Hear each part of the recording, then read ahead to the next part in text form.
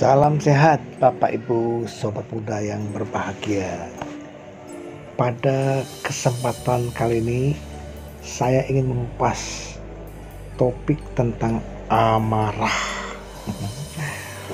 Begitu besarnya efek amarah dalam diri seseorang.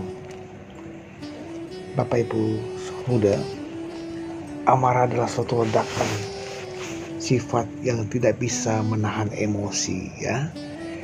Nah, dalam Dhammapada bab 17 pada bagian Kodawaga atau amarah, syair 221 dikatakan demikian: singkirkan amarah dan kesombongan, buanglah jauh-jauh semua kemelekatan. Orang seperti itu yang tidak melekat pada batin dan jasmani terbebas dari segala kemelekatan lainnya. Baginya tidak ada lagi penderitaan. Ya, lihat, kalau kita bisa menyingkirkan amarah yang sudah meledak, gawat ya, meledaknya sampai besar sekali. Ini harus diredam, harus diredahkan. Karena apa? Efek dari kemarahan itu adalah banyak sekali akibatnya, ya. Mulai ucapan yang kasar, tindakan kasar, dan pikiran pun tidak tenang. Oleh karena itu, cobalah mulai redam ketika amarah itu mulai muncul. Tanda-tandanya pun harus kita singkirkan. Dalam syair 222 Sang Buddha mengatakan demikian: seseorang yang dapat mengekang amarah yang memuncak seperti kusir yang pandai mengendalikan kuda penarik kereta yang lepas kendali. Orang seperti itu aku sebut sebagai kusir sejati, sedang lainnya hanyalah sekedar pemegang tali kekang. Bapak Ibu Sobat Muda, ketika amarah itu muncul, datang pada kita, kita bisa kendalikan. Jangan mengharapkan orang yang kita marahi celaka. Kenapa? Karena dengan begitu kita menanam benih-benih karma buruk. Biarlah kemarahan itu bisa muncul. Loh, apakah saya nggak boleh marah? Silakan. Namun tetap bisa kita kendalikan. Ketika ada marah, silakan. Tetapi pilihlah kata-kata terbaik untuk meluapkan emosi Anda. Jangan sampai ketika marah meledak, ucapan kasar, tindakan kasar yang lahir. Akhirnya bisa menciptakan kondisi karma buruk yang baru. Lalu dalam Dhammapada 223 dikatakan, kalahkanlah amarah dengan cinta kasih. Kalahkan kejahatan dengan kebaikan.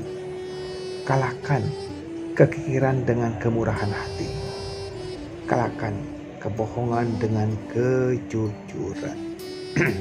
Ya, ini adalah noda batin kita yang kerap muncul. Ketika amarah muncul, cobalah redam. Tebarkan cinta kasih. Doakan, harapkan orang yang kita marahi berbahagia. Orang yang kita marahi menjadi lebih baik. Nah, ini kalahkan kejahatan dengan kebaikan.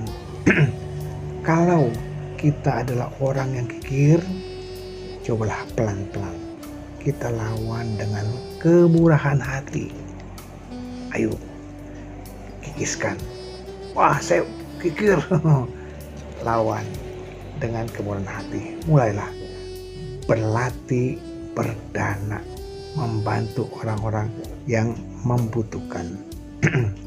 Lalu kalau kita memang biasa gemar berbohong, cobalah lawan dengan kejujuran. Memang sebuah kejujuran agaknya berat. Berat bagi orang yang tidak biasa jujur.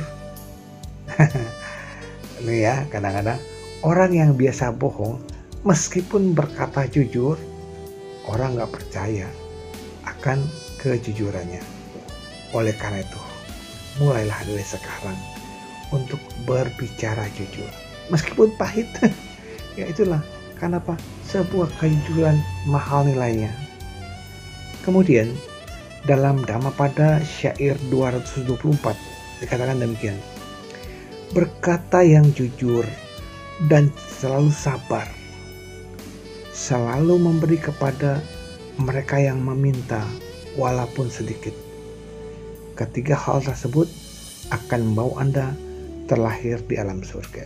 Ya, betapa besar manfaat berkata jujur, sabar, dan senang memberi. Mulai kita kerjakan sekarang. Jangan nunggu nanti. Karena apa? Besok belum tentu kita masih hidup.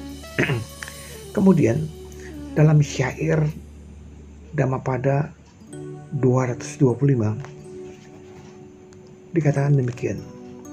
Para pertapa yang penuh kesabaran selalu mengendalikan segala tingkah lakunya akan mencapai keadaan yang terbebas dari kematian, di mana tidak ada kesedihan lagi. Ya, memang ungkapan di sini dikatakan sebagai pertapa, namun kita sebagai siswanya pun perlu melatih kesabaran.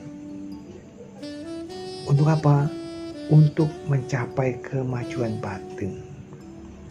Bapak Ibu Sobat Muda, bersabar adalah tindakan yang memang berat. Tetapi ketika kita bisa menahan, melawan dengan kesabaran, akhirnya kita adalah pemenang. Ya, latihlah coba kesabaran dengan perlahan-lahan.